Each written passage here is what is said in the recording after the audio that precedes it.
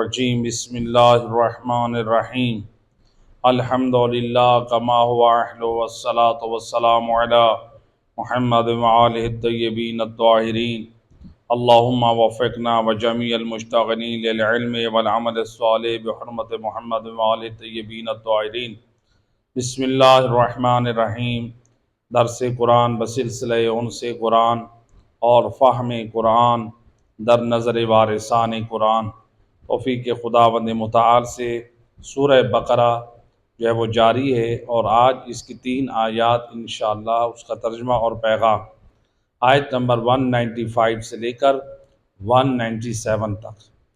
بسم اللہ الرحمن الرحیم۔ وَانفِقُوا فِي سَبِيلِ اللَّهِ وَلَا تُلْقُوا بِأَيْدِيكُمْ إِلَى التَّهْلُكَةِ وَأَحْسِنُوا إِنَّ اللَّهَ يُحِبُّ الْمُحْسِنِينَ۔ اور اللہ کی راہ میں خرچ کرو، اور خرچ نہ کرنے کی وجہ سے خود کو ہلاکت میں نہ ڈالو، اور اچھائی کرو، اللہ اچھائی کرنے والوں کو پسند کرتا ہے۔ اس آیت مجیدہ کا پہلے پیغام اور پھر اس کے بعد جو 2 آیات ہیں جو کہ وہ حج کے متعلق ہیں۔ اس آیت مجیدہ نے ہم سب کو 3 پیغامات دیے۔ پہلی بات اس میں اللہ نے فرمایا وَانفِقُوا فِي سَبِيلِ اللَّهِ، اللہ کی راہ میں خرچ کرو۔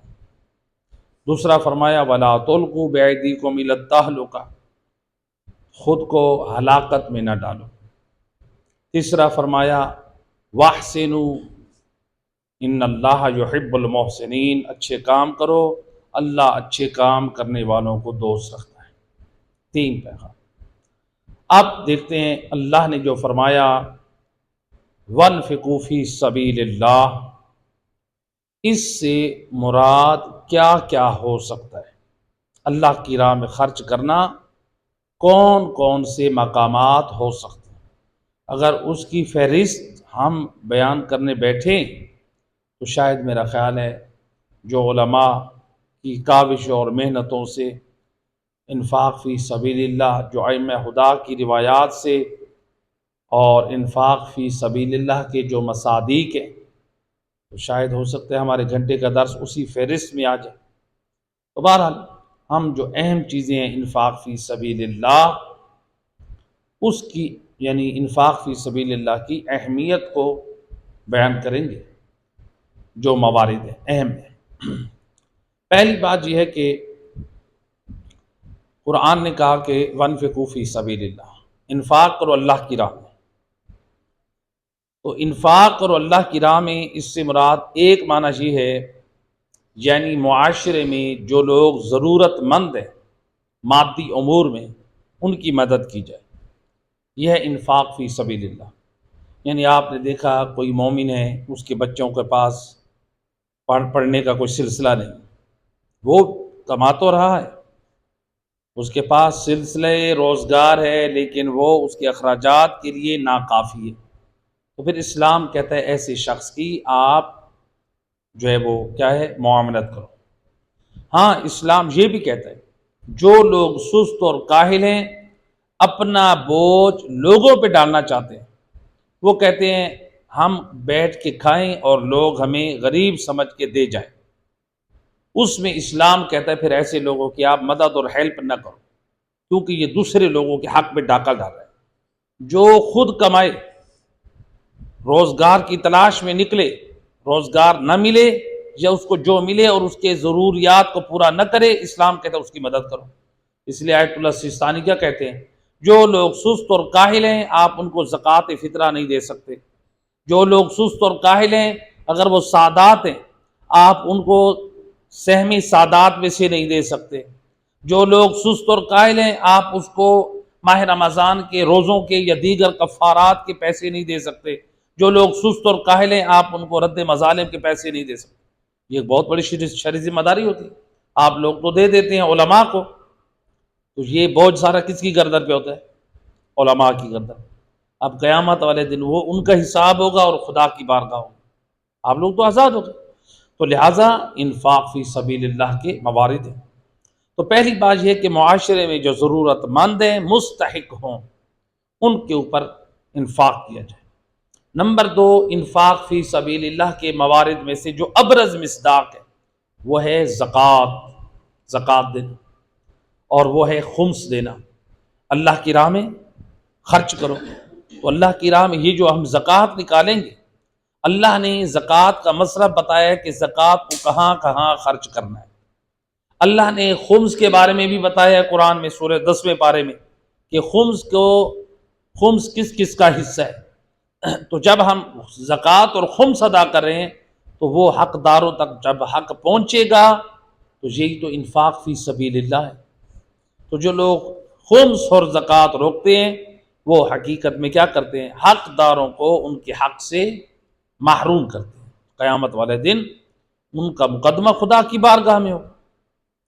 تو لہٰذا خود اس لیے معصوم فرماتے ہیں جو لوگ خمس نہیں دیتے ہم ان کا مقدمہ خدا کی بارگاہ میں پیش کریں گے کہ انہوں نے ہمارا حق کھایا۔ تو میدان معاشر میں آج ہم بیٹھ کے اپنی محفلوں میں، اپنی جو ہے وہ گھروں میں، اپنی مجلسوں میں یہ ذکر تو کریں کہ جناب فاطمہ زہرا کا حق کھا گئے، تو کہیں ایسا نہ ہو کہ قیامت کے میدان میں ہم بھی اسی لائن میں کھڑے ہوں جنہوں نے بی بی زہرا کا حق کھایا۔ اگر بی بی زہرا کا کوئی اور حق کھائے تو ہم کہیں وہ مجرم ہے، اور اگر ہم خود کھا جائیں، ہم خمس نہ دیں، جناب زہرا کا حق ہے یا نہیں، اولاد رسول کا حق کھا رہے ہیں، تو خمس نہ دے کر جناب زہرا کا حق کھا رہے ہیں، رسول اللہ کا حق کھا رہے ہیں، اللہ کا حق کھا رہے ہیں، تو لہذا ہم بھی قیامت والے دن مجرمین کی صف میں کھڑے ہوں، بتاؤ تم نے کب حق ادا کیا تھا۔ تو لہذا یہ وہی ہے، میں کہا کرتا ہوں کہ ایک بندہ چور ہوتا ہے نا، چور وہ کرتا ہے چوری کر کے بھاگ رہا ہوتا ہے، اور ادھر سے جب شور ہو جاتا ہے نا چور چور، تو وہ چور کیا کرتا ہے؟ اپنے نجات کس میں سمجھتا ہے؟ وہ بھی ساتھ کیا کہتا ہے؟ چور چور، تاکہ لوگ دنیا والے میری طرف نہ آئیں، میں چور ہوں۔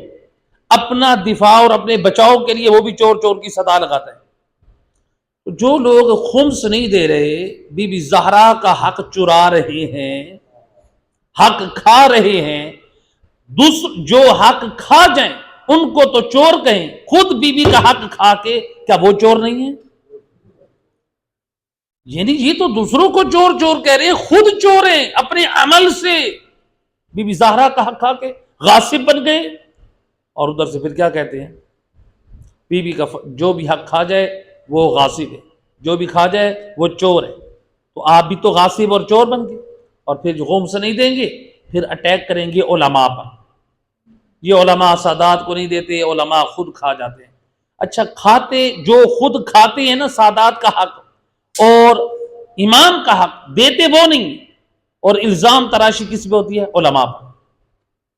آپ چیک کریں جو لوگ جسارتیں کرتے ہیں علماء پر، علماء کام کر رہے ہیں، مدارس دینی ایسے تو نہیں چل رہے، خمس و زکوٰۃ کے تعاون سے چل رہے ہیں۔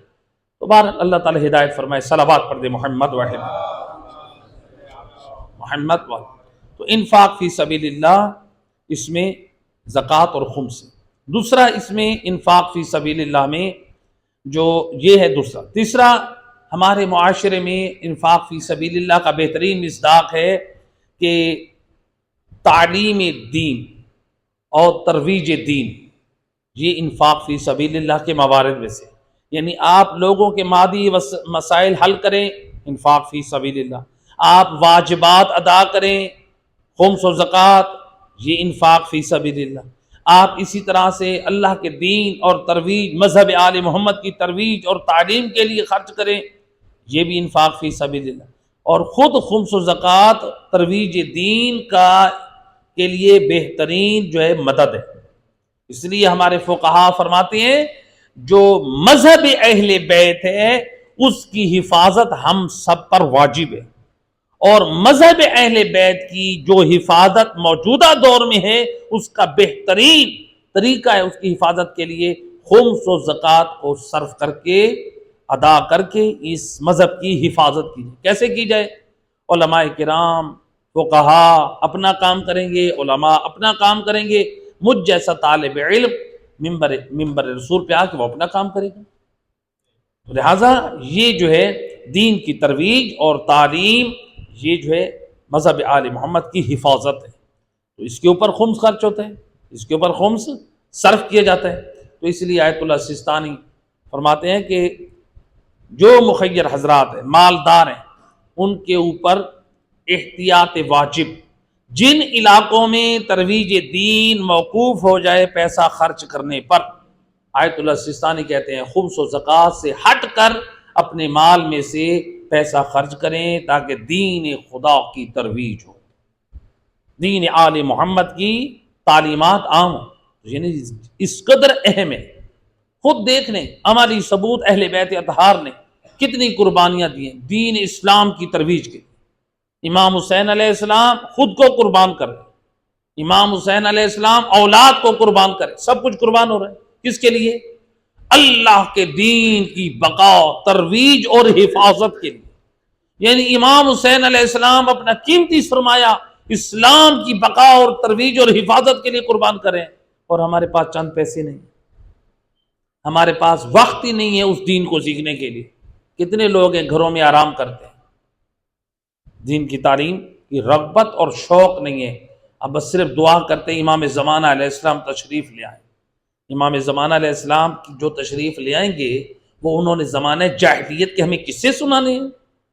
امام نے تو قرآن کی تعلیمات دینی ہے یا نبی اور آل نبی کی تعلیمات کو بیان کرنا ہے؟ اگر آج ہمارے اندر رغبت اور شوق اور محبت دین سیکھنے اور دین سمجھنے اور دین پر عمل کرنے کی نہیں ہے تو امام زمانہ علیہ السلام آ جائیں تو کیا کریں گے ہم؟ پھر یہی کہیں گے امام زمانہ علیہ السلام درس قرآن دے رہے، ہمیں ضرورت نہیں ہے، قرآن تو ہمارے گھروں میں پڑھا ہے، احادیث تو یہ کتابوں میں لکھی پڑی ہے۔ امام علیہ السلام نے بھی اللہ کا دین پہنچانا ہے، جس طرح امام صادق اللہ کا دین پہنچاتے تھے، ان کی محفلوں میں یہی ہوتا تھا۔ آج ہم تک جو آل محمد کی تعلیمات پہنچی ہیں تو ہم جی آپ کی خدمت جو پہنچا رہے ہیں یہ صدقہ ہے محمد و آل محمد کا، کیونکہ ائمہ خدا علیہ الصلوۃ والسلام نے اپنے شاگردوں کی خدمت کی، ان تک علوم پہنچائے، اور پھر ان کے شاگردوں سے شاگردوں تک پہنچتے پہنچتے فقہا تک پہنچے، فقہا در فقہا، پھر علماء، اور الحمدللہ اب وہ بستی بستی پہنچ رہے ہیں۔ تو لہٰذا یہ جو ہے انفاق فی سبیل اللہ کا ایک مورد ہے۔ صلوات پڑھ دے محمد و اہل بیت۔ تو انفاق فی سبیل اللہ کا عملی کردار اہل بیت نے کیا دیا؟ پہلے ایک حدیث روایت میں ہے کہ رسول خدا صلی اللہ علیہ وآلہ وسلم، اللہم صلی علی محمد وآلہ، آپ فرماتے ہیں کہ جو شخص ایک درہم یعنی 1 روپیہ، 1 درہم اللہ کی راہ میں انفاق کرتا ہے، خرچ کرتا ہے، اللہ اس کے نامہ اعمال میں 700 نیکیوں کا ثواب لکھ دیتا ہے۔ 1 درہم پر 700 ہیں۔ ہم دیکھیں اپنی ایمان سے بتائیں، موجودہ دور میں پیزا کھانے کے لیے کتنا خرچ کرتے ہیں، زنگر برگر کھانے کے لیے جو شوقین حضرات ہیں کتنا خرچ کرتے ہیں، بروسٹ کھانے کے جو شوقین حضرات ہیں، میں یہ نہیں کہہ رہا نہ کھائیں، کتنا خرچ کر دیتے ہیں، ہوٹلنگ پارٹیز کے لیے کتنا آپ لوگ خرچ کرتے ہیں، اپنی اولاد اور اپنے بچوں کے لیے کتنا خرچ کر دیتے ہیں۔ اپنی ایمان سے سوچیں، جو آپ اپنی اولاد اور اپنے لیے ہوٹلنگ، یہ پیزا، یہ برگر، یہ چیزوں ان پہ خرچ کرتے ہیں، سوچیں ذرا بیٹھ کے، کبھی اللہ کے دین کی حفاظت کے لیے اتنا خرچ کیا؟ کبھی دین خدا کی ترویج کے لیے اتنا خرچ کیا؟ امام حسین اتنا خرچ کر گئے، ہم نے کیا خرچ کیا؟ پوچھا نہیں چاہیے گا قیامت والے دن؟ پوچھا جائے گا، بتاؤ۔ تو لہٰذا اب انفاق فی سبیل اللہ اہل بیت نے کیسے کیا؟ روایت میں ہے کہ مولا علی علیہ السلام جو خود اپنی ذاتی کمائی تھی، اس سے امیر المومنین علیہ السلام نے 1000 غلام کو خریدا اور ان کی تعلیم و تربیت، 1000 غلام اپنی زندگی میں اللہ کی راہ میں آزاد کیا۔ یہ ہے علی مولا، انفاق فی سبیل اللہ۔ 1000 غلام آزاد کیا، اور مکہ سے کوفہ تک راستے میں امام علی علیہ السلام نے کہ 100 پانی کے چشمے بنائے، چشمے بلکہ کنویں بنائے، آپ نے کنویں بنائے مکہ اور کوفہ کے راستے میں، کئی کنویں آپ نے کھودے، لیکن 100 چشمہ آپ نے پہاڑی علاقوں میں، سعودیہ میں یمبو ایک علاقہ ہے، وہاں پر امام علیہ السلام نے یمبو کے علاقے میں 100 چشمہ جو ہے وہ جاری کیا۔ کیوں جاری کیا؟ تاکہ وہاں سے پانی بھر کر حاجیوں کو پہنچایا جائے۔ اللہ اکبر، ہمارے امام اتنا انفاق فی سبیل اللہ کریں، غلاموں کو آزاد کریں، 100 چشمہ جاری کریں حاجیوں کو پانی سیراب کرنے کے لیے، کوفہ اور مکہ سے کوفہ تک جہاں پر آپ نے دیکھا لوگوں کی ضرورت کے تحت مولا علی علیہ السلام نے کنویں کھودے، یہ ہے انفاق فی سبیل اللہ۔ اور اسی طرح مولا علی کی یہ سیرت تھی تو جناب فاطمہ زہرا کی کیا سیرت تھی؟ جو جوڑا قیمتی تھا جناب زہرا اپنے گھر سے پہن کر آئی تھی، اب وہ جوڑا کس نے دیا؟ یعنی بابا کے گھر سے پہن کے جناب زہرا کی ملکیت، اب وہ بابا نے پہنایا، یا بعض روایات کے مطابق جناب خدیجہ طاہرہ نے رکھوایا تھا، وہ جوڑا پہن کر آئی بی بی زہرا۔ بی بی زہرا کو اپنی ماں کے دیے ہوئے تحفے سے کتنا پیار ہے جی، کتنا پیار ہوگا۔ جب صبح کے وقت رسول اللہ پہنچے نا جناب زہرا کی خدمت میں دودھ کا پیالہ لے کر، اور آپ نے دیکھا میری بیٹی زہرا کے بدن پہ سادہ لباس ہے، کہا بیٹا وہ جو روسی کا لباس تھا وہ کہاں گیا؟ تو کہا کہ بابا ایک ضرورت مند آیا تھا دروازے پہ، بھوکا تھا، پیاسا تھا، مسافر تھا، تو اس کو وہ اس کی ضرورت پوری ہو گئی ہے۔ اللہ، یہ ہے انفاق فی سبیل اللہ۔ جناب فاطمہ زہرا نے کس قدر، یعنی یہ نہیں دیکھا کہ مجھے کیا پسند ہے، یہ دیکھا خدا کو کیا پسند ہے۔ اگر میرے اس قیمتی سوٹ سے کسی کی ضرورت پوری ہو رہی ہے، زہرا اپنا سوٹ بھی قربان کرنے کے لیے تیار ہے۔ یہ ہے جناب فاطمہ زہرا کا کردار۔ کتنے لوگ جو یہ جذبہ رکھتے ہیں، یہ محبت رکھتے ہیں، تو لہٰذا جناب فاطمہ زہرا نے یہ انفاق کیا، مولا علی علیہ السلام کا یہ کردار۔ امام حسن، اور امام حسن نے کیا انفاق کیا؟ ملتا ہے کہ امام حسن مجتبیٰ علیہ السلام نے اللہم صلی علی محمد اپنی تمام جائیداد، اپنی زندگی میں 2 مرتبہ تمام جائیداد اللہ کی راہ میں انفاق کر، 2 مرتبہ، آج کوئی دے گا؟ اور 3 مرتبہ امام نے اپنی جتنا امام کو حاصل ہوتا تھا، امام اس کے 2 حصے کرتے تھے، ایک حصہ غریبوں میں تقسیم کرتے تھے، ایک حصہ اپنے بچوں اور اپنے لیے رکھتے تھے۔ یہ ہے آل محمد، وہ تو سب کچھ قربان کریں، ہمیں یہ نہیں کہا گیا کہ تم بھی سارا کچھ لوٹا دو اور سڑکوں پہ آ جاؤ، بچے بیچارے بھکاری بن جائیں۔ یہ نمونہ ہے کہ وہ سب کچھ قربان کر رہے ہیں، کہ تم اپنے اللہ کے دیے ہوئے مال میں سے تھوڑا سا بھی انفاق نہیں کر سکتے؟ انفاق فی سبیل اللہ اس کی بڑی فضیلت ہے۔ تو لہٰذا یہ ائمہ ہدیٰ علیہ السلام کی پاک سیرت۔ دوسرا، اس آیت مجیدہ میں دوسرا پیغام تھا، خود کو ہلاکت میں نہ ڈالو۔ اللہ سبحانہ وتعالیٰ نے کیا فرمایا؟ وَلَا تُلْقُوا بِأَيْدِيكُمْ إِلَى التَّهْلُكَةِ، اپنے ہاتھوں سے خود کو ہلاکت میں نہ ڈالو۔ اس کے کئی معنی، ایک معنی تو اس کا یہ ہے کہ چونکہ آیت میں کیا کہا ہے پہلے؟ انفاق فی سبیل اللہ کرو، تو یہاں پر یہ معنی مراد ہے کہ یعنی بخل نہ کرو، ہاتھ روک کر خود کو ہلاکت میں نہ ڈالو، یہ معنی مراد ہے۔ ایک معنی یہ مراد ہے، بخل نہ کرو۔ تو جو بخل کرتا ہے وہ ہلاک ہو جاتا ہے۔ کیوں ہلاک ہو جاتا ہے؟ کیونکہ وہ خود کو خدا کی ناراضگی کے قریب لے جاتا ہے۔ اس لیے اللہ کے رسول حضرت محمد صلی اللہ علیہ وآلہ وسلم آپ فرماتے ہیں البخیل بعید من اللہ، بخل کرنے والا اللہ سے دور ہو جاتا ہے، وبعید عن الناس، لوگوں سے بھی دور ہو جاتا ہے، وقریب من النار، جہنم کے قریب ہو جاتا ہے۔ بھئی وجہ اس کی کیا ہے؟ چونکہ بخل کرتا ہے وہ اللہ سے دور ہوگا، کیسے؟ اس لیے کہ اس نے مال کو محفوظ رکھنے کے لیے نہ خمس دیا، نہ زکوٰۃ دیا، نہ بہنوں اور بھائیوں کو جائیداد میں حصہ دیا، بخل کیا نا، تو کیا ہو گیا؟ اللہ سے اور اسی طرح سے وہ لوگوں سے دور ہو گیا۔ کوئی رشتہ دار آ گیا، کوئی مہمان آ گیا، ہم نے اس کی خاطر تواضع نہیں کی تو لوگ کیا ہو گئے؟ رفتہ رفتہ دور ہو گئے۔ بڑا بخیل ہے، یہ تو چائے بھی نہیں پوچھتا، بڑا بخیل ہے، یہ تو پانی بھی نہیں پوچھتا۔ ہوتا ہے کہ نہیں ہوتا؟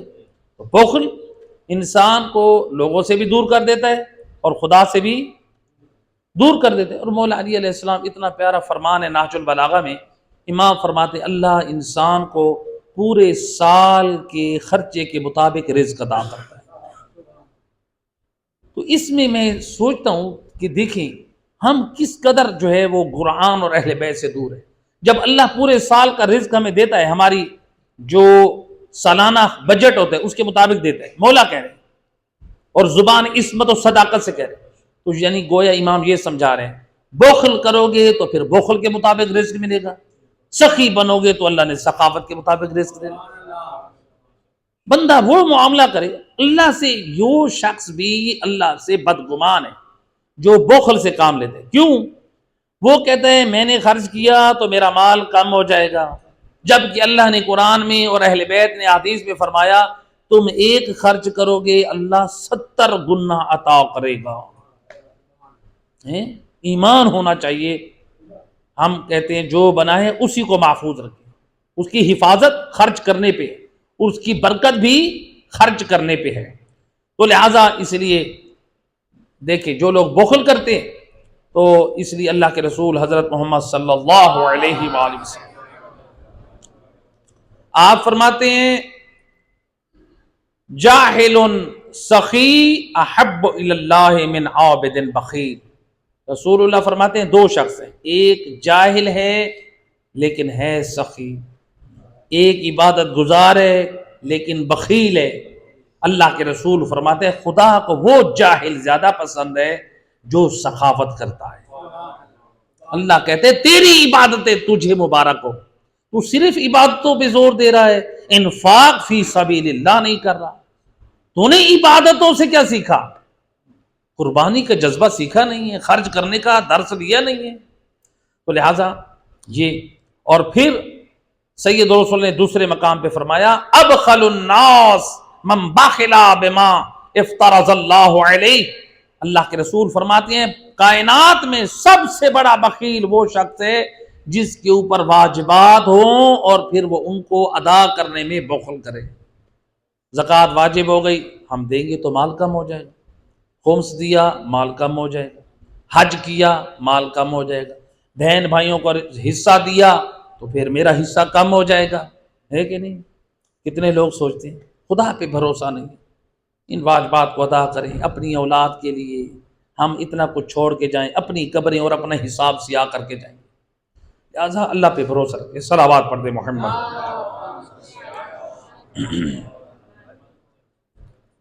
تو یہاں پر جو ہے یہ ایک معنی ہے کہ بخل نہ کرو، اپنے آپ کو ہلاک نہ کرو، یعنی بخل نہ کرو۔ دوسرا معنی کیا ہے؟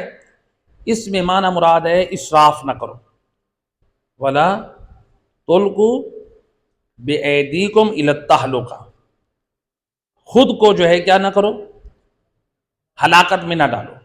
اس سے مراد کیا ہے؟ اسراف۔ اچھا ایک ہے اسراف، ایک ہے تبذیر، ان دونوں میں فرق ہے۔ اللہ تعالیٰ قرآن میں کیا فرماتا ہے؟ ان المبذرین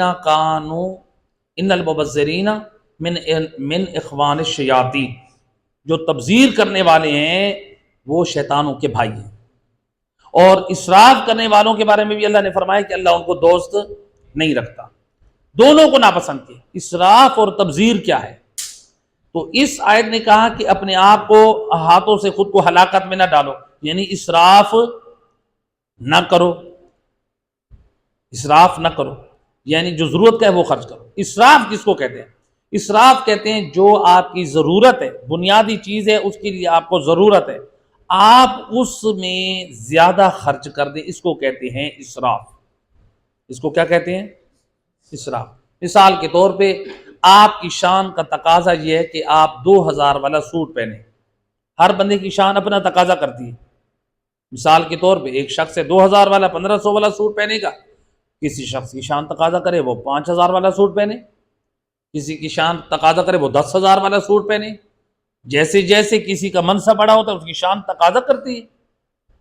تو لہذا اب اسراف کیا ہے؟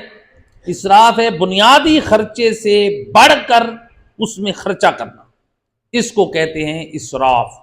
مثلا آپ کی اور میری شان تقاضا کرتی ہے کہ ہم 2000 والا سوٹ پہنیں، مثال دے رہا ہوں، اور ہم نے 5000 والا سوٹ پہن لیا، اور ہم ادھر سے پریشان بھی ہیں اور سوٹ لینے کے لیے کسی سے قرضہ بھی لے رہے ہیں، تو یہ کیا ہے؟ اسراف ہے۔ تو یہ صحیح نہیں۔ ایک مرتبہ یہ ہے، یعنی اسراف اس کو کہتے ہیں۔ تو جیسے روایت میں ملتا ہے کہ ایک مرتبہ مولا علی علیہ السلام نے دیکھا، اللہم صلی علی محمد وآل حسن بصری، ایک صوفی تھا، تو وہ جو ہے امام علی کے زمانے میں اس نے نہر کوفہ سے پانی لیا وضو کے لیے، وضو کیا، وضو کرنے کے بعد اس نے باقی پانی کو گرا دیا زمین پہ۔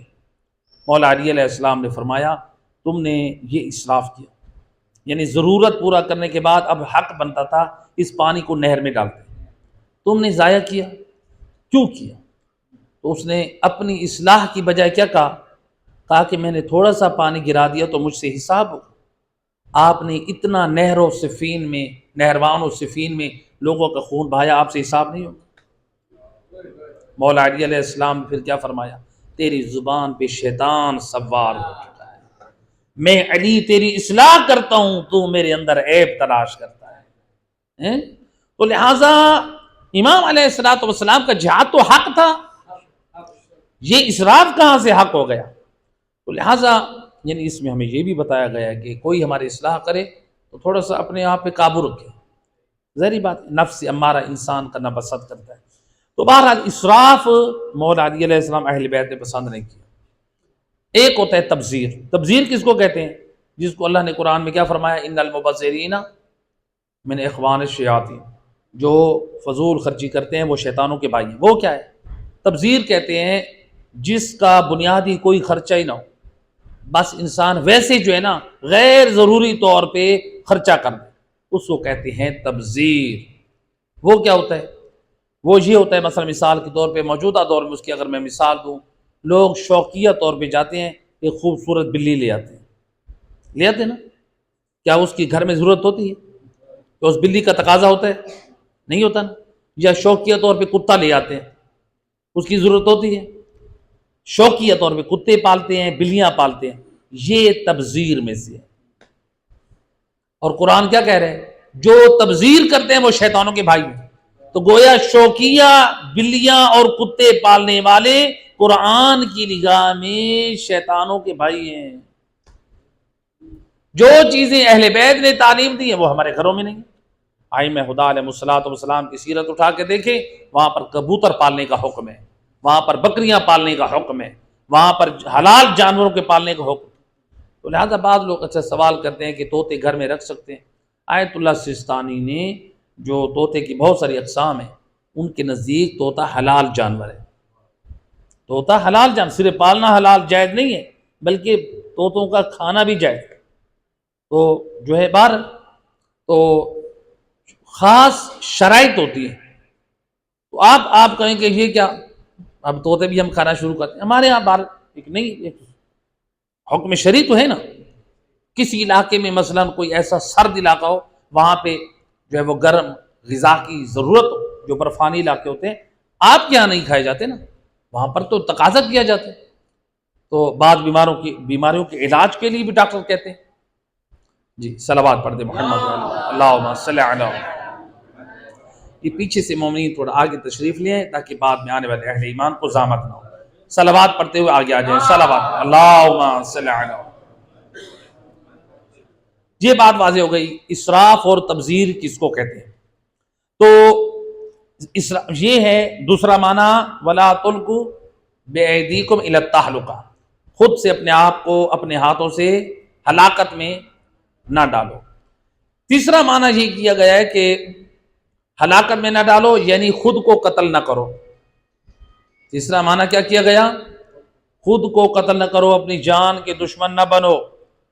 تو لہٰذا عام طور پہ ہمارے معاشرے میں تربیت نہیں ہے، اصلاح نہیں ہے لوگوں کی، کہ لوگ کیا کرتے ہیں، بے صبری کا مظاہرہ کرتے ہیں۔ تھوڑی سی کوئی مصیبت آ گئی، تھوڑی سی کوئی تکلیف آ گئی، جس کی وجہ سے نوجوان نسل ہو یا عام لوگوں غربت کی وجہ سے تنگ آ کے کیا کرتے ہیں، خودکشی کر لیتے ہیں۔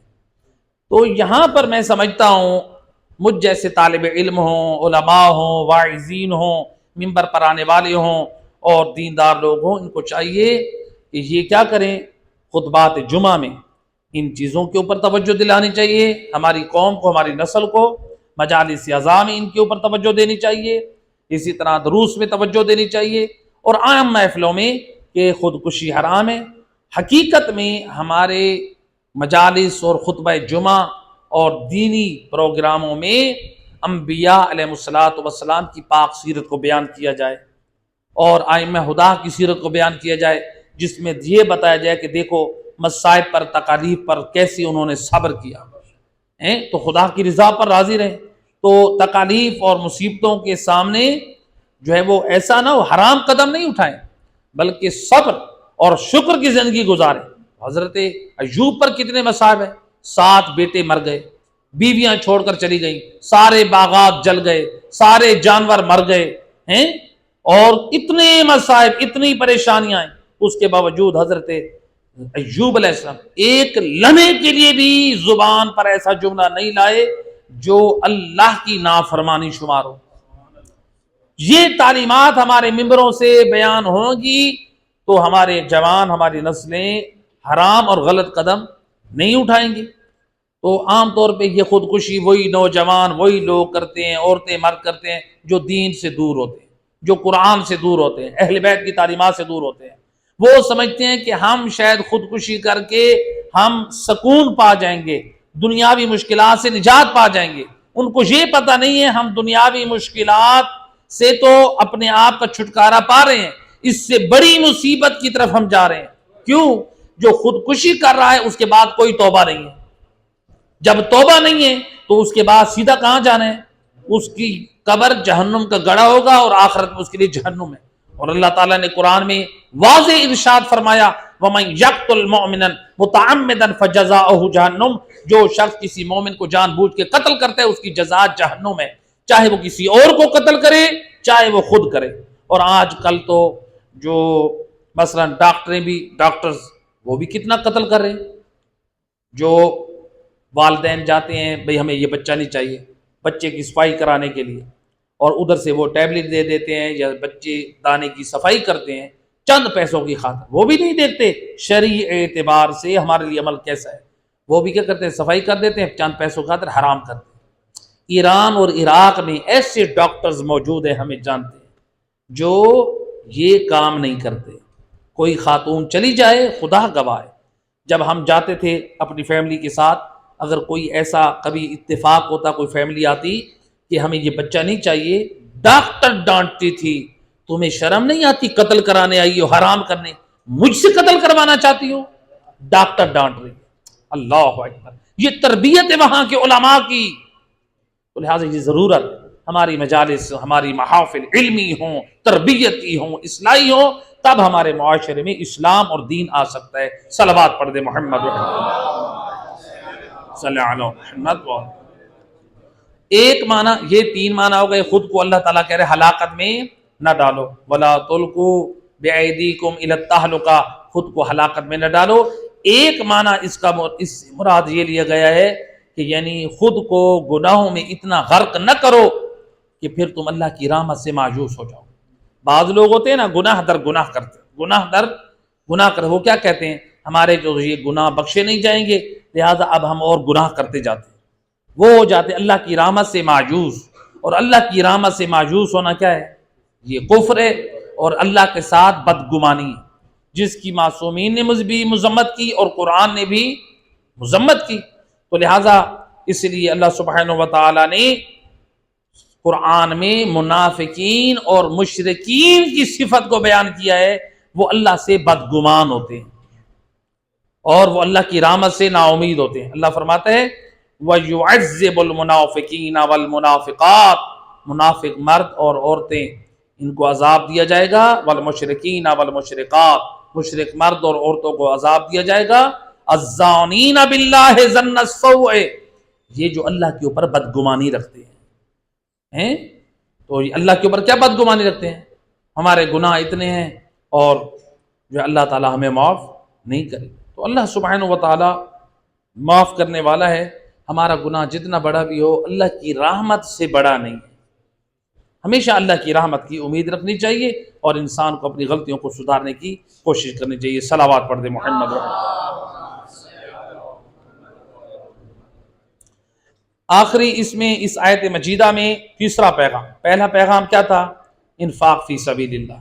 دوسرا پیغام کیا ہے؟ اپنے آپ کو ہلاکت میں نہ ڈالو. تیسرا پیغام یہ ہے اللہ فرما رہے اچھے کام کرو اور اللہ اچھے کام کرنے والوں کو دوست رکھتا ہے. تو اچھے کام سے کیا مراد ہے؟ اچھے کام دو طرح سے ہو سکتے ہیں، یا تو انفرادی ہو سکتے ہیں یا اجتماعی ہو سکتے ہیں. تو ہر شخص اپنے حصے کا انفرادی کام کرے، اجتماعی کام کرے. مثال کے طور پہ اس علاقے میں مجھے ترویج دین کے لیے، خدمت دین کے لیے، لوگوں کی اصلاح کے لیے ہمیں اجتماعی ضرورت بھی ہو اور انفرادی ضرورت بھی ہو، تو ہم یہ انتظار نہ کریں اور کرے تو میں بھی کروں.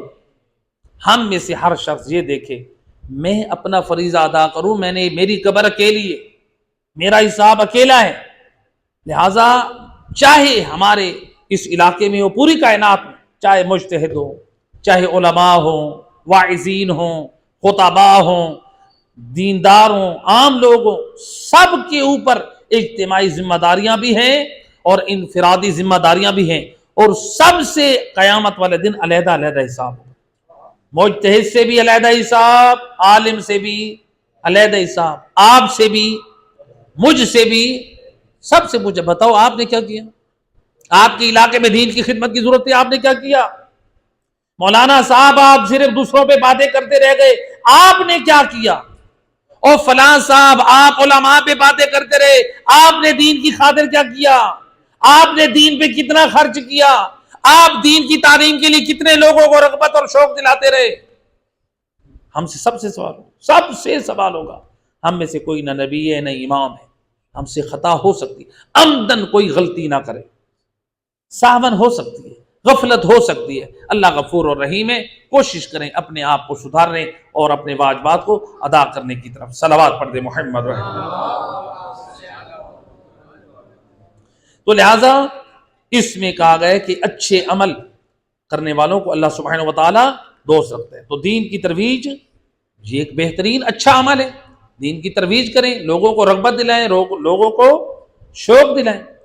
تو جہاں پر ہمیں اسلام نے یہ کہا ہے کہ آپ غربت کا خاتمہ کریں، وہاں پر یہ بھی کہا ہے جو دین کی غربت ہے اس کا بھی خاتمہ کریں. ہمارے معاشرے میں دو غربت ہے، ایک غربت مالی ہے اور ایک غربت دینی ہے. کون سی بڑی غربت ہے؟ غربت دینی.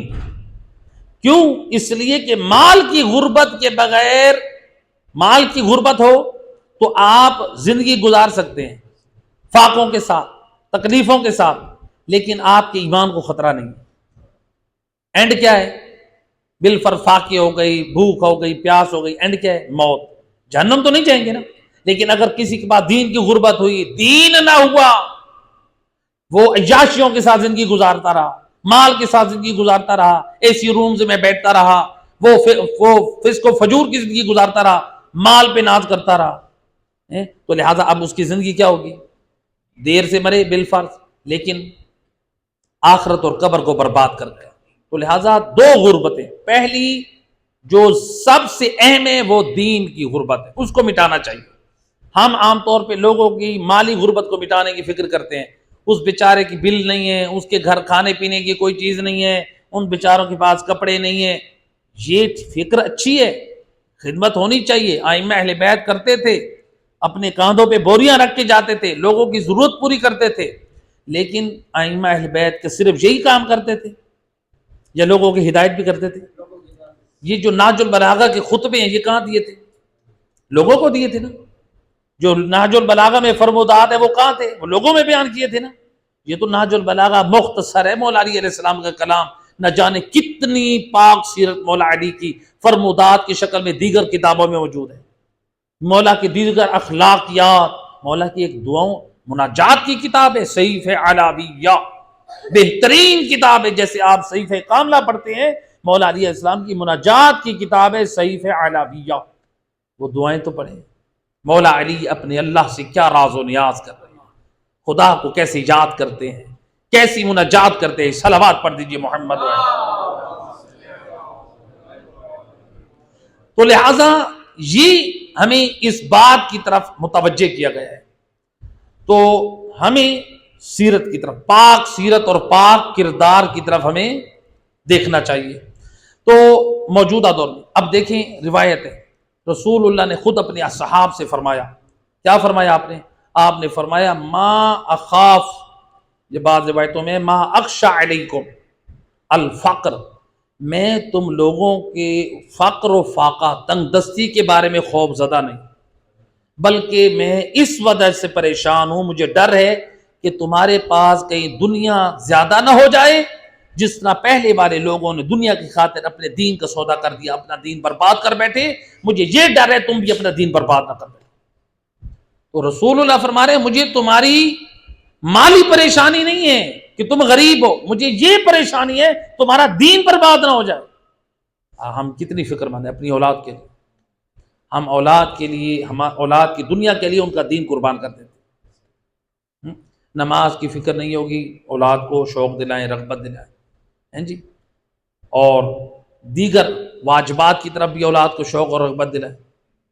لیکن اولاد کے لیے ہم کیا کچھ کر دیتے ہیں، حرام سے حرام چیزیں، غلط چیزیں.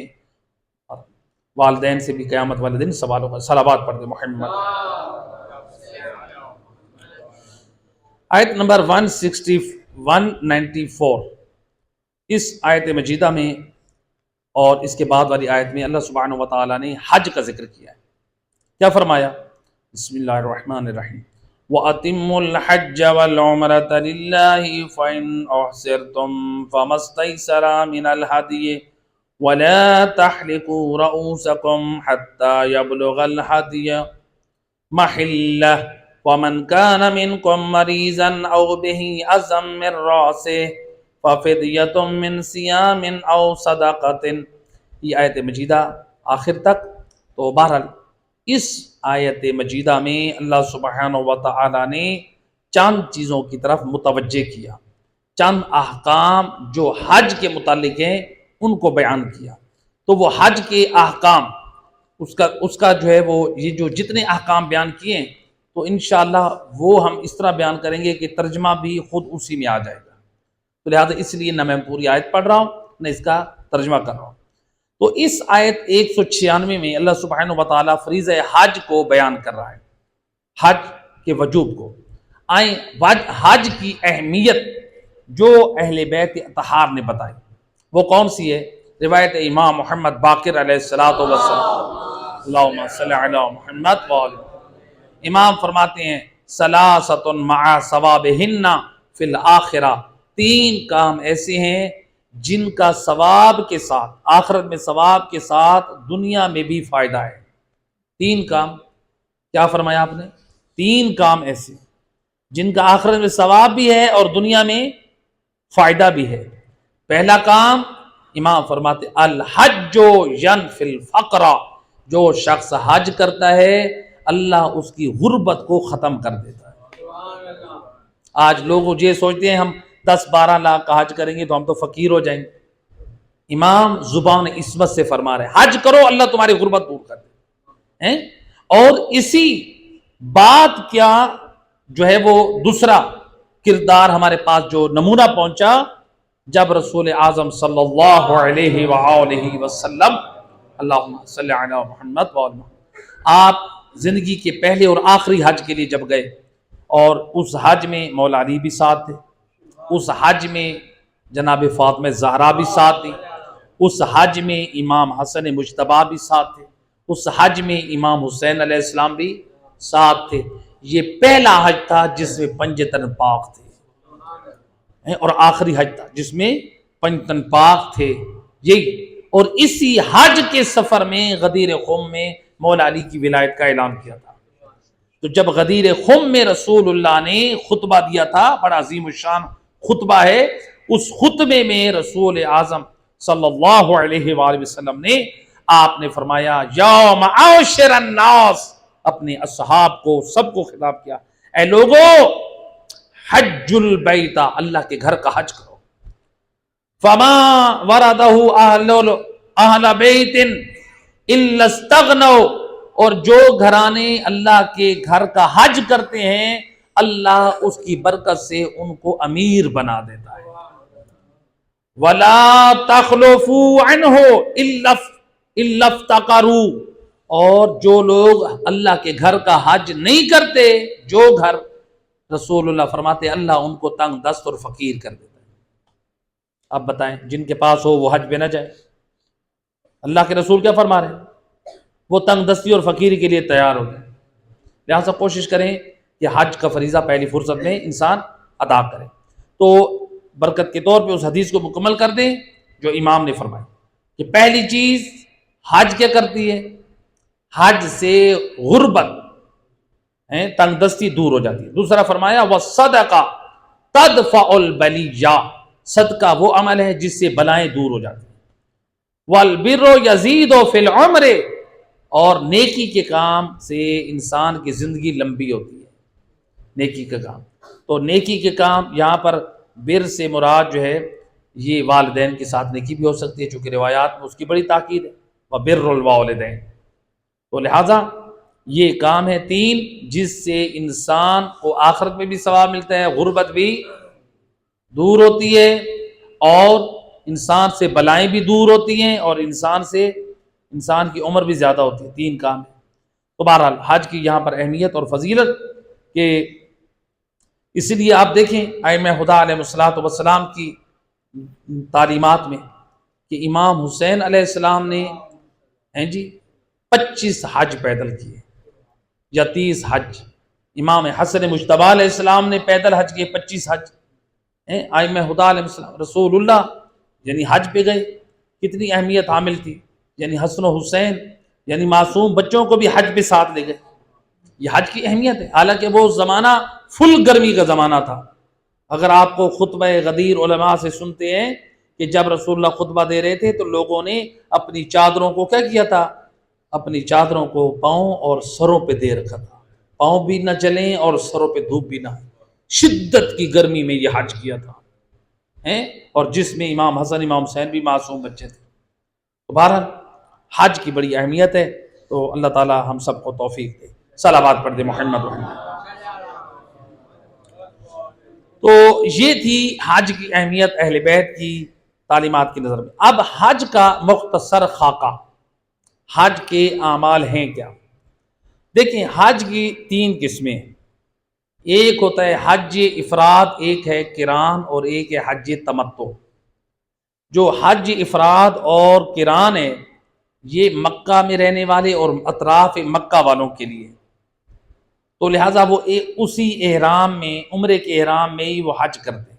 جو حج تمتع ہوتا ہے اس میں عمرہ اور حج کا احرام علیحدہ علیحدہ ہوتا ہے، اور یہ سہولت حج تمتع کی صرف مکہ اور اطراف مکہ سے باہر والوں کے لیے، مثلا یہ ہم پاکستان والے، ایران والے، افغانستان والے، یہ اسی طرح سے باقی جو ہیں، خود حتیٰ کہ مدینہ کے رہنے والے بھی، تو باقی ممالک جو دنیا کے ہیں وہ سارے جتنے بھی جاتے ہیں وہ کون سا حج کرتے ہیں؟ حج تمتع کرتے ہیں، فقہ امام جعفر صادق علیہ السلام کے مطابق۔ تو ہم لوگ کیا کرتے ہیں؟ حج تمتع کرتے ہیں۔ تو حج تمتع کے چند اعمال ہیں۔ سب سے پہلے کیا کرتے ہیں حج تمتع کے لیے؟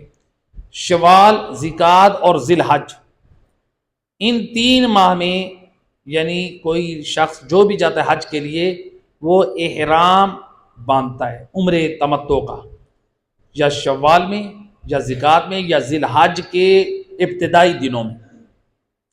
تو یہاں پر یہ عمرے کا احرام باندھ کر وہ مکہ آتے ہیں۔ تو مکہ آنے کے بعد یعنی وہ ہوتا ہے طواف، وہ ہوتا ہے عمرہ تمتع کا احرام، وہ باندھ کر پہلے سب سے پہلے آ کر مکہ میں اللہ کے گھر کا طواف کیے جاتے ہیں، 7 جو ہے وہ طواف کیے جاتے ہیں، چکر لگائے جاتے ہیں۔ پھر اس کے بعد دوسرا ہوتا ہے نماز طواف مقام ابراہیم کے پاس۔ پھر تیسرا عمل کیا ہوتا ہے؟ صفا اور مروہ کے درمیان سعی کرنا۔ پھر چوتھا کام وہاں پر کیا ہوتا ہے؟ وہ ہوتا ہے تقصیر کرنا، تو یہ کام کیے جاتے ہیں۔ اس عمرہ تمتع کے بعد طواف النساء اور نماز نہیں ہے، کیونکہ یہ طواف النساء یہ واحد عمرہ ہے جس کا طواف النساء اور نماز حج کے اختتام پر ہے۔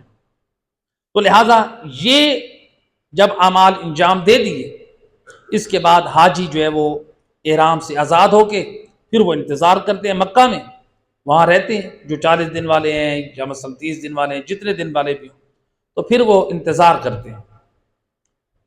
کرتے ہیں اور وہاں پر وہ اللہ کے گھر کی جا کے عبادت روزانہ کرتے ہیں، مستحب طواف کرتے ہیں۔ تو بہرحال لیکن جب آتا ہے 8 ذی الحجہ، تو 8 ذی الحجہ کو رات کو مغربین، کچھ لوگ مغرب سے پہلے کچھ لوگ مغرب کے بعد کیا کرتے ہیں،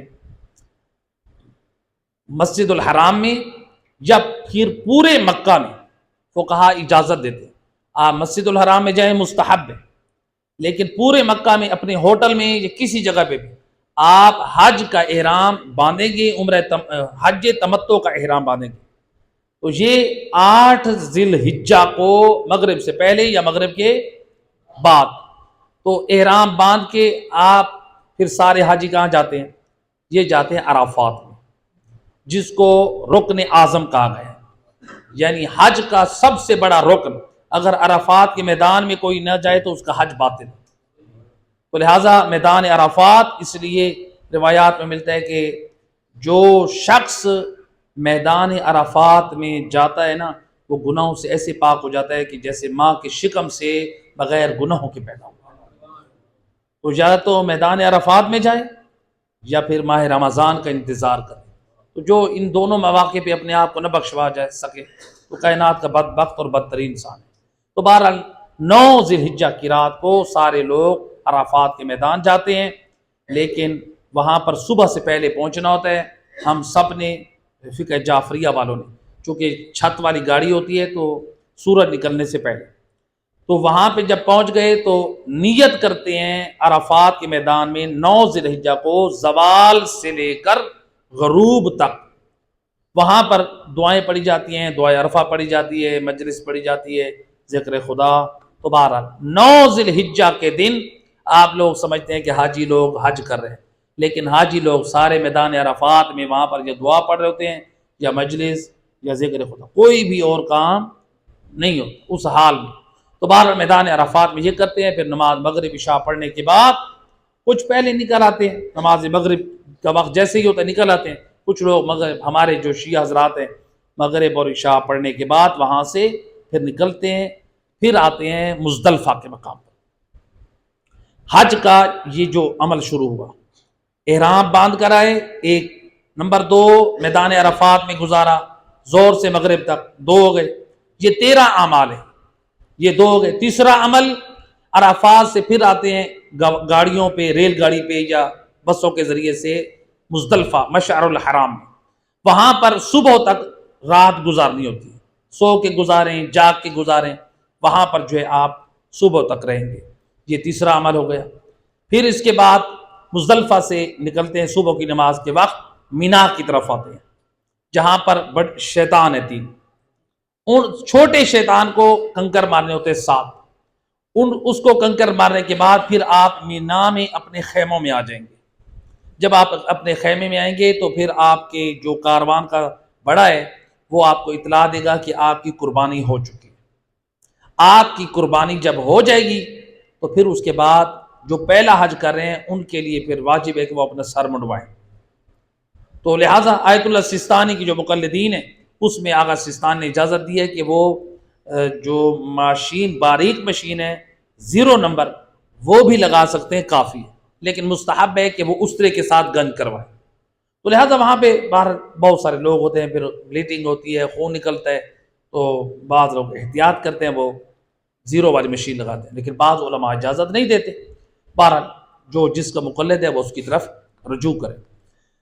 تو یہ پہلے قربانی ہوگی، پھر اس کے بعد سر منڈوایا جائے گا، سر منڈوانے کے بعد آپ کا احرام اتر گیا، بس وہاں پر 10 ذی الحجہ کو یعنی قربانی آپ نے پہلے مارے کنکر، چھوٹے شیطان کو، پھر آپ کی قربانی ہوئی، پھر آپ نے سر مڈوا دیا، یہ 3 عمل ہے۔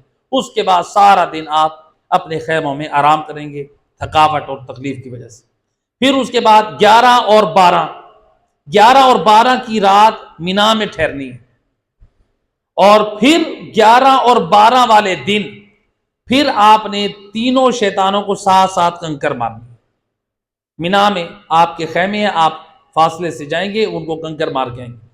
ان راتوں کو 11 یا 12 کی رات کو آپ جا کے مکہ کے حج کے اعمال بجا لائیں تو یہ مستحب ہے۔ 11 اور 12 کی رات جو حج کے اعمال ہیں مکہ کے، وہ بجا لائیں تو مستحب ہے۔ لیکن اگر آپ نہ بجا لائیں تو پھر کیا ہوگا؟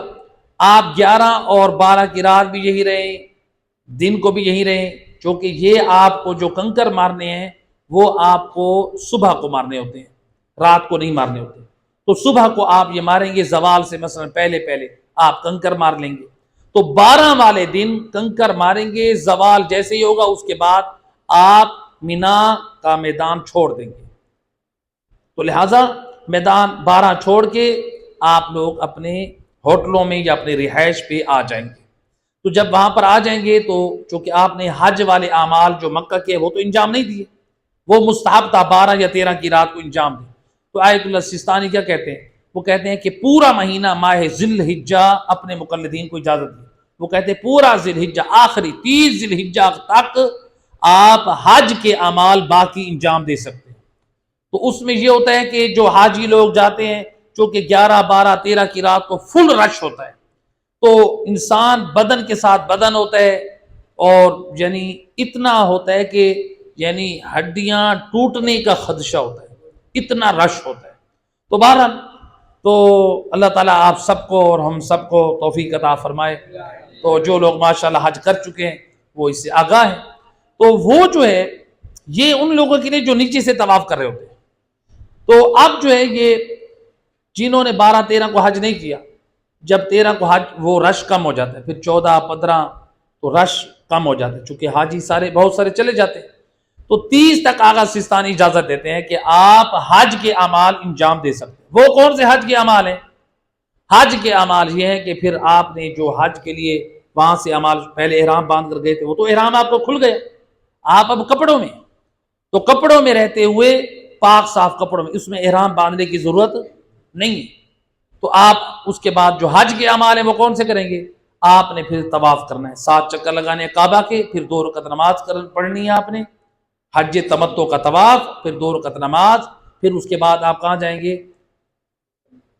صفا اور مروہ کے درمیان سعی کریں گے، ہیں جی، اور پھر اس کے بعد سعی کرنے کے بعد وہاں تقصیر نہیں ہے، کیونکہ آپ گنج پہلے کروا چکے ہیں 10 کو، تو لہذا یہاں پہ اب نہ بال کٹوانے ہیں نہ یہاں پہ گنج کرنے ہیں۔ مردوں کے لیے تو گنج کروانا ہے 10 ذی الحجہ کو، اور عورتوں کے لیے بال کاٹنے ہیں۔ تو ایسا نہ ہے کہ کوئی یہ کہے کہ مولانا صاحب نے کہا ہے کہ 10 ذی الحجہ کو گنج کروانی ہے، تو عورتوں کے لیے گنج نہیں ہے، ان کے لیے گنج کروانا حرام ہے۔ تو بہرحال یہ جو ہے پہلے طواف کعبہ کریں گے، پھر 2 رکعت نماز پڑھیں گے حج تمتع کی، پھر اس کے بعد سعی کریں گے صفا اور مروہ کے درمیان، پھر اس کے بعد آپ کیا کریں گے؟ آپ طواف النساء کریں۔ طواف النساء میں پھر وہی 7 چکر ہیں، پھر 2 رکعت نماز طواف النساء کیے، یہ آپ کا حج تمتع مکمل ہو۔ یہ باقی اس کی جو احکام ہے تفصیل سے تو وہ انشاءاللہ جہاں حج کلاسیں ہوتی ہیں وہاں انسان کو جوائن کرنا چاہیے۔ صلوات پڑھے محمد اب اس آیت مجیدہ میں اللہ سبحانہ و تعالیٰ نے 8 حکم بیان کیے۔ یہ تو تھا حج کا خلاصہ جو ہم نے بیان کیا، اس میں اللہ سبحانہ و تعالیٰ نے 8 حکم بیان کیے۔ پہلا حکم فرمایا اتم الحج والعمرۃ للہ، اللہ کہہ رہے حج کرو اور عمرہ کرو، یعنی حج اور عمرہ کیا کرو؟ تمام کرو۔ تو لہٰذا اللہ کے لیے، یعنی بتایا حج اور عمرہ خوشنودی خدا کے لیے ہو، نام اور دکھاوے کے لیے نہ ہو۔ تو لہٰذا دوسری بات یہ ہے کہ اگر کوئی شخص مستحب حج اور عمرہ کر رہا ہے، یہ آیت مجیدہ سمجھا رہی ہے کہ حج اور عمرہ مستحب ہو، اس کو مکمل کرنا بھی واجب ہے۔ یعنی اگر کوئی حج اور عمرہ مستحب کر رہے ہیں تو کوئی یہ نہیں کر سکتا حج اور عمرے کو سٹارٹ کیا وہ کہ میں درمیان میں چھوڑ دیتا ہوں، نہیں، اب اس کا مکمل کرنا واجب ہو گئے۔ تو یہ پہلا حکم اس آیت مجیدہ میں سے۔ دوسرا اس میں آیا ہے کہ احرام باندھنے کے بعد راستے میں اگر تم لوگوں کی حالت یہ ہو جائے کہ مثلا تم لوگوں کے لیے آگے جانا ناممکن ہو جائے، اس آیت مجیدہ میں یہ کہا اگر آگے جانا ناممکن ہو تو جو قربانی میسر آئے، اونٹ ہو، گائے ہو، بھیڑ ہو، تو اسے قربان کر دو اور احرام کی حالت سے آزاد ہو جاؤ۔ اگر راستے میں حالات جیسے رسول اللہ کے لیے ہوئے تھے صلح حدیبیہ کے مقام پر، مشرکین نے روک دیا تھا تو رسول اللہ نے کیا کیا، وہیں پہ قربانیاں کر لی تھی اور احرام سے آزاد ہو گئے تھے۔ تو یہ ہے۔ تیسرا کہ قربانی کا جانور جب تک مقام پر نہ پہنچے حاجی کے لیے، مثلا مینا میں، اور جو عمرہ کرنے والی ہے اس کے لیے مکہ میں، تو جب تک اس مقام پر جانور نہ پہنچے قربانی کا، اس وقت وہ سر نہ منڈوائے۔ تو یعنی پہلے قربانی ہوگی، اس کے بعد کیا ہوگا، سر منڈوایا جائے گا۔ تو یہ ہے۔ اسی طرح سے کہ اگر کسی بیماری یا سر میں تکلیف کی وجہ سے، کسی بیماری یا سر میں تکلیف کی وجہ سے جو ہے انسان جو ہے سر نہ منڈوائے، یعنی اس کا سر منڈوانا باعث تکلیف ہو، نہ منڈوانا اس کے لیے زحمت اور تکلیف ہو، تو پھر اس کے لیے کہا گیا ہے کہ وہ قربانی کا جانور جو ہے وہ یعنی پہنچائے کہاں پر، مینا میں، یا پھر وہ جو ہے اس کو جہاں پہ بھی اس کے لیے ممکن ہے وہاں پہ وہ کیا کرے، قربانی کر دے۔ تو البتہ مینا میں موجودہ دور میں وہ میدان مینا میں تو ممکن نہیں ہے، لیکن جو اس کے ساتھ پہاڑی علاقے جو مینا کا علاقہ شمار ہوتا ہے وہاں پہ وہ قربانیاں ہوتی ہیں تو وہ ہو جاتی ہیں۔ نمبر 5 اس میں یہ بیان کیا گیا کہ حالت امن میں، یعنی انسان کے پاس امن کی حالت ہو، عمرہ اور حج تمتع پر جو لوگ جاتے ہیں، حج تمتع، ایک صلوات پڑھ دے محمد و اہل بیت۔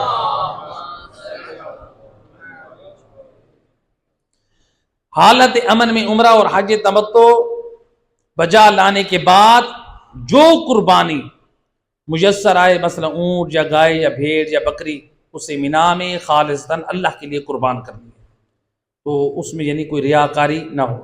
چھٹا حکم اس میں ہے آیت مجیدہ میں کہ اگر کوئی حج پر قربانی نہ کر سکے تو وہ 3 دن روزے رکھے۔ کسی بندے کے حالات ایسے ہو گئے، پیسے گم ہو گئے، آ بھی نہیں سکتے، مہیا بھی نہیں ہو سکتے، تو پھر وہ کیا کرے، وہاں پہ 3 دن روزہ رکھے اور 7 دن واپسی پر وہ روزہ رکھے۔ نمبر 7 حج تمتع صرف مکہ سے باہر والوں کے لیے، مکہ والوں کے لیے حج تمتع نہیں ہے، ان کے لیے حج افراد، حج قران ہے۔ نمبر 8 یہ جو ہے عرب میں ایک رسم تھی کہ وہ ایک ہی سفر میں حج اور عمرہ کرتے تھے۔ عرب کے ہاں یہ رسم تھی کہ وہ ایک ہی سفر میں حج اور عمرہ جو ہے کرنا ان کے لیے نہیں، کرتے نہیں تھے، بلکہ عرب میں ایک ہی سفر میں حج اور عمرہ کرنا بہت بڑا جرم تھا۔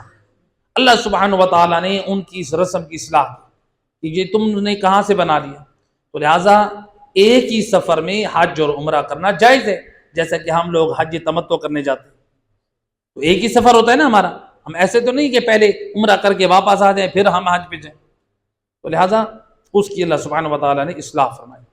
تو آیت نمبر 197 آخری آیت اور اس کا ترجمہ ہے، اس میں اللہ سبحانہ و تعالیٰ نے فرمایا الحج اشہر معلومات، کہ یہ جو ہے اس آیت مجیدہ کا بھی ترجمہ، یعنی اس میں بھی جو چند چیزوں کی طرف متوجہ کیا گیا، ہم اس آیت مجیدہ کو پڑھے اور ترجمہ کیے بغیر۔ اللہ سبحانہ و تعالیٰ نے اس میں فرمایا الحج اشہر معلومات، کہ حج کے معین مہینے ہیں، تو حج کے جو معین مہینے ہیں اس میں اللہ سبحانہ و تعالیٰ فرما رہا ہے کہ تمہارے اوپر کیا ہے، حج فرض ہے معین مہینوں میں، تو اس میں چند کام نہیں کرنے۔ کون سے؟ اللہ فرماتا ہے فلا رفث ولا فسوق ولا جدال، اس میں حج والے مہینے یعنی شوال، ذیقعد اور ذی الحجہ کے مہینے، ان میں تم لوگ جب حج کا ارادہ احرام باندھ لو پھر حق کی زوجیت ادا نہیں کرنی۔ پھر اللہ سبحانہ و تعالیٰ فرما رہا ہے اس میں تم لوگوں نے فسق و فجور بھی نہیں کرنا۔ پھر اللہ فرما رہا ہے اس میں تم نے جدال بھی نہیں کرنا۔ جدال سے مراد لڑائی جھگڑا بھی ہے اور جدال سے مراد قسم بھی ہے، چاہے وہ قسم جھوٹی ہو یا سچی ہو۔ یعنی دیکھیں نا اللہ سبحانہ و تعالیٰ حج پہ کتنی تربیت کر رہا ہے کہ تم لڑائی جھگڑا نہ کرو، قسمیں نہ اٹھاؤ، 40 دن وہاں پہ ہیں، یہ جتنا عرصہ بھی، یہ تو حکومتوں نے 40 دن بنایا نا، ورنہ تو شوال سے شروع ہو جاتا ہے، یعنی 3 ماہ۔ اللہ سبحانہ و تعالیٰ وہاں بلا کے کتنی تربیت کر رہا ہے کہ تم مچھر کو نقصان نہ پہنچاؤ، تم لوگوں سے جھگڑا نہ کرو، تم فسق و فجور نہ کرو۔ خدا کس طرح باادب بنانا چاہتا ہے اپنے بندوں کو، تو لہٰذا یعنی اللہ اپنی شریعت کا پابند بنا رہا ہے۔ تو اس کے بعد پھر فرمایا فی الحج وما تفعلوا من خیر یعلمہ اللہ، اور تم جو بھی نیکی کے کام انجام دیتے ہو نا، اللہ ان سب کو جانتا ہے۔ اللہ اس آیت کے اس جملے میں کیا فرما رہا ہے؟ تم جتنے نیکی کے کام کرتے ہو اللہ سب سے آگاہ ہے۔ گویا اللہ تعالیٰ حوصلہ افزائی کر رہے، حاجیو اللہ تمہاری ایک ایک نیک کام سے آگاہ ہے، اور ہمیں یہ بھی تنبیہ کر دی، دیکھو اللہ تمہارے اعمال پہ حاضر اور ناظر ہے، خبردار ایسا نہ ہو کہ دکھاوا نہ آ جائے۔ بعض لوگ ہوتے ہیں نا، ان کو حاجی نہ بولیں یا حاجی نہ لکھیں وہ ناراض ہو جاتے ہیں، کہتے تو نے مجھے حاجی کیوں نہیں کہا، تو نے مجھے حاجی کیوں نہیں لکھا۔ بعض لوگوں کے بارے میں وہ کہتے ہیں کہ وہ ناراض ہو گئے، انہوں نے شادی کارڈ واپس کر دیا، کیوں؟ آپ نے ہمارے حاجی صاحب کیوں نہیں لکھا؟ اس کا مطلب ہے حج لکھوانے کے لیے کیا تھا، عبادت کے لیے نہیں کیا تھا۔ حاجی صاحب کا ٹھیک ہے، اللہ کا حج ادا کیا ہے، ہاں لوگ اگر احتراماً تعظیماً کسی کو کہہ رہے ہیں حاجی صاحب تو اچھی بات ہے، تو لہٰذا انسان یہ تقاضا نہ کرے لوگ مجھے حاجی کہیں گے، انسان خود سے لکھوانا شروع کر دے۔ دوبارہ تو حج پہ اللہ تعالیٰ نے ہمیں توفیق دی، جب وہاں پہنچے ابھی لوگ حج کر رہے تھے تو کتنے لوگوں نے وہاں پہ اپنے ساتھ لکھنا شروع کر دیا حاجی صاحب۔ اللہ اکبر، ٹھیک ہے، اگر دکھاوا کے طور پہ نہ ہو تو پھر کوئی حرج نہیں، تو بڑی اصلاح کی ضرورت ہے۔ صلوات پڑھ دے محمد۔ آخری جملہ اس میں اللہ سبحانہ وتعالیٰ نے فرمایا وَتَزَوَّدُوا فَإِنَّ خَيْرَ الزَّادِ التَّقْوَىٰ، زادرہ لے کر آؤ اور بہترین زادرہ تقویٰ ہے۔ وَاتَّقُونِ يَا أُولِي الْأَلْبَابِ، صاحبان عقل، اللہ کہہ رہے ہیں مجھ سے ڈرو، اے صاحبان عقل مجھ سے ڈرو۔ اس آیت کے آخری جملے میں اللہ سبحانہ وتعالیٰ کیا فرما رہا ہے؟ کہہ رہے ہیں کہ زادرہ لے کر آؤ۔ یمن کے لوگ تھے پہلے، وہ کہتے تھے ہم اللہ کے گھر جا رہے ہیں، ہم کچھ کھانا پینا نہیں لے کر جائیں گے، جس کے گھر کے لیے جا رہے ہیں ہمیں وہ بھوکا مارے گا۔ اللہ نے خطاب کیا مہربانی کرو اپنے ساتھ زادرہ لے کر آؤ، لوگوں کے اوپر بوجھ نہ بنو۔ ہوتے نا لوگ بوجھ بنتے ہیں، زیارات پہ جا رہے ہیں اپنے پاس کچھ نہیں، میں تو کچھ نہیں لے کے غریب ہوں، میں زیارات پہ جا رہا ہوں، میں نے کہا مجھے مومنین کھلا دیں گے۔ یہ کیسی معرفت ہے؟ امام کی زیارت پہ جا رہے ہو لوگوں پہ بوجھ بن رہے ہو، حج پہ جا رہے ہو آپ لوگوں پہ بوجھ بن رہے ہیں، نہیں ایسا نہیں ہونا چاہیے۔ اللہ کہہ رہے زادرہ لے کر آؤ، لیکن یاد رکھو مادی وسائل کے ساتھ تقوی اور پرہیزگاری کو نہ بھولنا، اللہ کو سب سے پسند تقوی اور پرہیزگاری۔ اور اس کے ساتھ پھر اللہ نے کیا فرمایا؟ وَاتَّقُونِ يَا أُولِي الْأَلْبَابِ، اے صاحبان عقل صرف مجھ سے ڈرو، لوگوں سے نہ ڈرو۔ اس لیے روایت میں ہے معصوم فرماتے ہیں جو اللہ سے ڈرتا ہے اللہ کائنات کی ہر چیز میں اس کا ڈر اور خوف بٹھا دیتا ہے، جو اللہ سے ڈرتا ہے۔ یعنی شیر اس سے ڈرے گا، اور اس کے مصادیق کائنات میں اگر ملتے ہیں تو وہ نبی یا آل نبی نظر آتے ہیں۔ کتنے ایسے واقعات ملتے ہیں کہ شیر جیسے درندے بھی ائمہ ہدیٰ علیہ السلام کے سامنے سر جھکا کے کھڑے ہو جاتے ہیں۔ تو لہٰذا جو اللہ سے ڈرتا ہے، معصوم فرماتے ہیں کائنات کی ہر چیز اس سے ڈرتی ہے، اور جو اللہ سے نہیں ڈرتا پھر کائنات کی ہر چیز سے وہ خوف زدہ ہوتا ہے۔ اس کی مثال آپ دیکھیں نا، بعض لوگ ہوتے ہیں اندھیرے میں اپنے سائے سے بھی ڈرتے ہیں نا، اس کا مطلب ہے دلوں میں خوف نہیں ہے۔ اسی طرح بعض صاحبان علم وہ کیا کرتے ہیں، جب دیکھتے ہیں نا کسی مقام پر خوف آیا، ڈر ہوا، تو وہ اپنی خلوتوں میں اپنی یوں اصلاح کرتے ہیں۔ اس کا مطلب ہے جس تقوی کا خدا نے مجھ سے مطالبہ کیا ہے ابھی میں اس منزل پہ نہیں پہنچا، یہ ابھی تک تو ابھی میں عام چیزوں سے ڈر رہا ہوں جو جن سے نہ ڈرا جائے۔ اللہ تعالی ہم سب کو قرآن اور 14 کے فرمان پہ عمل کی توفیق عطا فرمائے۔